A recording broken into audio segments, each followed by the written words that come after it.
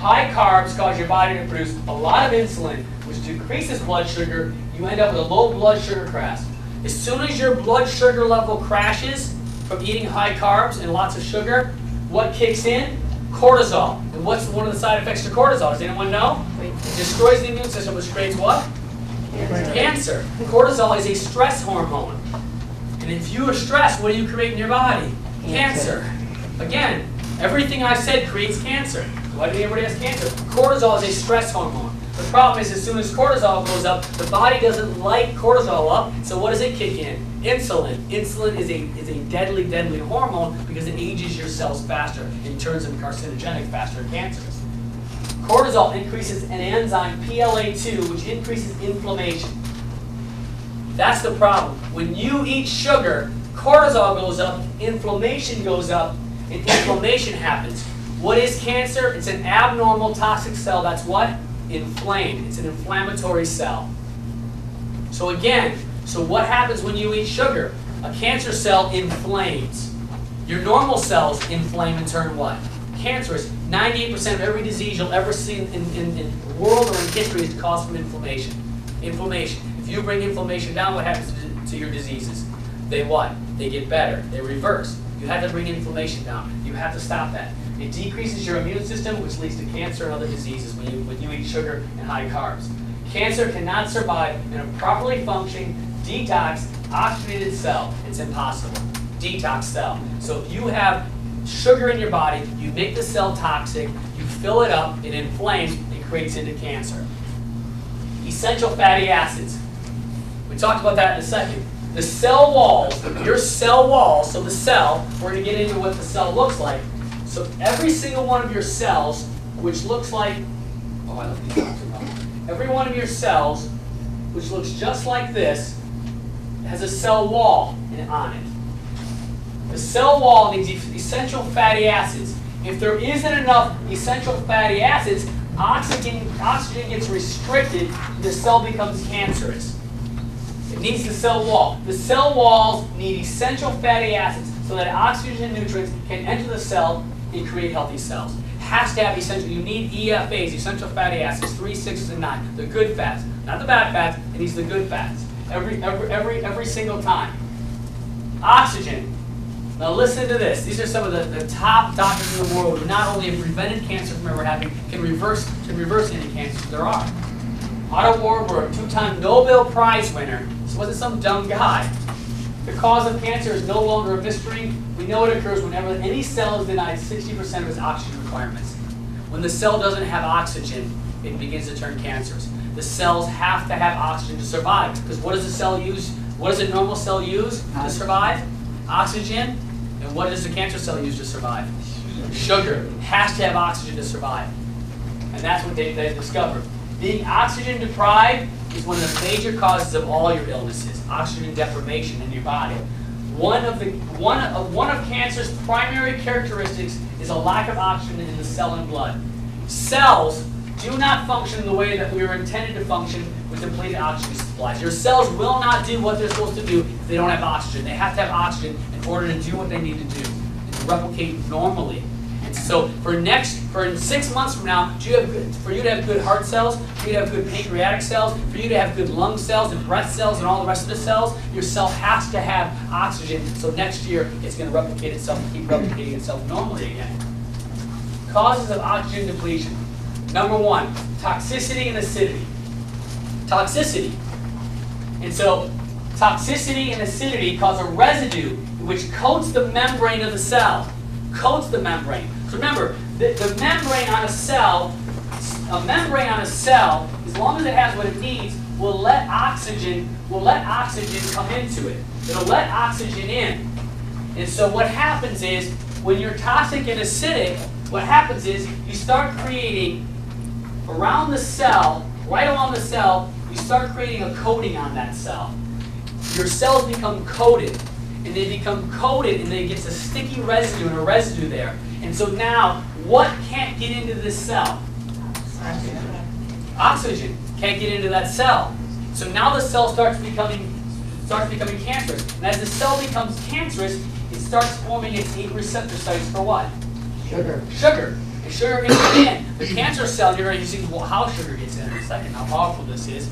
But toxicity causes a residue which coats the membrane of the cell, prevents it from breathing. What we talked about, auto-intoxication happens. It gets suffocated in there. It can't breathe properly, suffocates the cell, becomes cancerous. Smoking. So everybody wants to know, well, why does smoking cause problems? You know, is it the nicotine, whatever it is? No, the problem really is that when you bring smoking to your body, cigarettes contain carbon monoxide, whatever you're smoking, whether it's cigarettes or not. If you're smoking something, it has carbon monoxide in it, it competes with oxygen. Carbon monoxide doesn't like oxygen. Those of you know, what would happen, is carbon monoxide poisoning good or bad? It's bad. It kills you because it takes all the oxygen out of your body. You die. There's carbon monoxide in this room long enough, all the oxygen comes out of our body. We die. Every time you smoke, what are you doing? You're suffocating yourself. You're suffocating your cells. You're killing your cells. If you are a smoker, quit immediately. It's a dangerous, dangerous poison. And you will get some form of cancer somewhere in your body. Somewhere. At one time or another. But look at this. Chlorine. Whew. I've been big on this one lately. Chlorine takes oxygen right out of your cells. Cells can't survive. Chlorine gets into your body. How do we get chlorine in our body? What's the number one way we get it? Showers. Showers. Bathing in it. Swimming in it. Your jacuzzis. Putting it on your hands. Chlorine. You have to take chlorine immediately out of your water in your homes.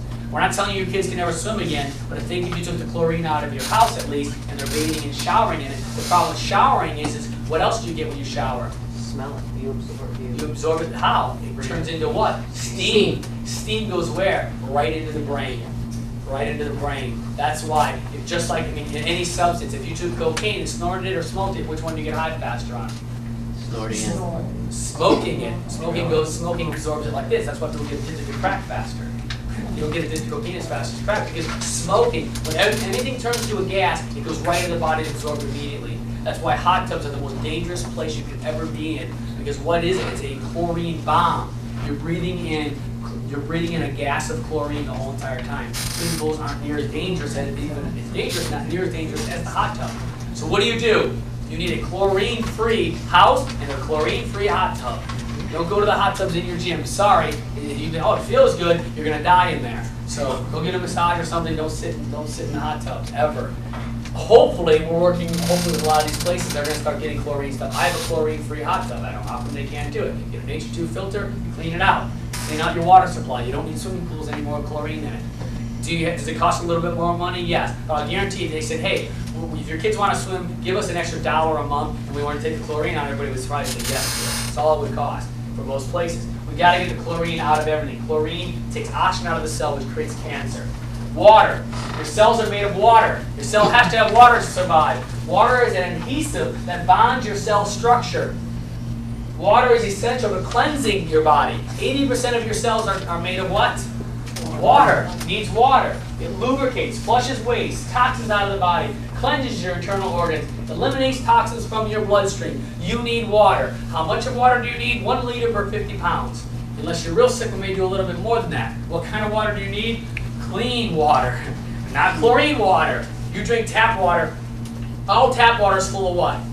Chlorine, and lots of it. Because why? Because it's sewage water. Usually they have to get what out of there? The bad stuff, and what do they use to clean water? Chlorine, plus a million other things they use. It is not, you should not ever, besides the bacteria and all the drugs inside of it, you can't, even with chlorine doesn't get a lot of the antibiotics out of the water and everything else out of the water. So we need to have a clean water supply. Most drinking water contains 2,100 toxic chemicals that cause cancer. Regular drinking water. Carcinogens in drinking water are the contributing to all cancers in the U.S. That came from the Environmental Quality Agency, Council on Environmental Quality. They're the ones saying that. That's how dangerous us drinking certain water is.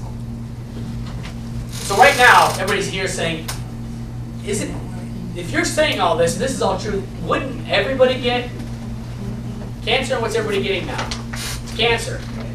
So you said, well, but how come it wasn't like that before? Because things weren't like that before. I mean, we didn't do the things we used to do before. We didn't have all the toxicities. We didn't have that. Now we do. Now nothing's regulated like it used to be, and everything's toxic for us. They didn't put tons of chlorine in your water years and years ago. They didn't do any of these things before. Unfortunately, chlorine combats easily with other chemicals, naturally occurring organic minerals to form carcinogenic substances. One of the most talked about contaminants is chlorine. It's a disinfectant. That's why they put it inside of there. Chlorine takes oxygen out of the cell, resulting in cancer in your cell. Fluoride they put in there. Does anyone here think fluoride's good for you? Hey, now they're finding out it doesn't even prevent cavities. We don't know. That's what the ADA is actually saying. That's what some of the studies. Not all of them are saying that. But fluoride is a poison and toxic to your cells. Fluoride destroys enzymes. When you take enzymes. So if you take all my teeth, give me some fake ones, I'm not putting fluoride in my mouth. Give me cavities, I can care less. You know, I don't want fluoride in my body. Fluoride is, if you have talked to anybody who's a dentist, anybody here a dentist or worked at a dental place, if you look at fluoride, it says on there, what is fluoride? It is a poison. It's a poison. So it's toxic. So the problem is, especially with somebody under the age of 3 or 4, you're brushing their teeth with fluoride, what do they do with it? They swallow it. So am I telling you never use it? That's not what I'm saying is, I'm not telling you to do any of this. All I'm telling you is repeating the facts of what things do, and fluoride is dangerous for you. So, but the problem is they put fluoride in our water.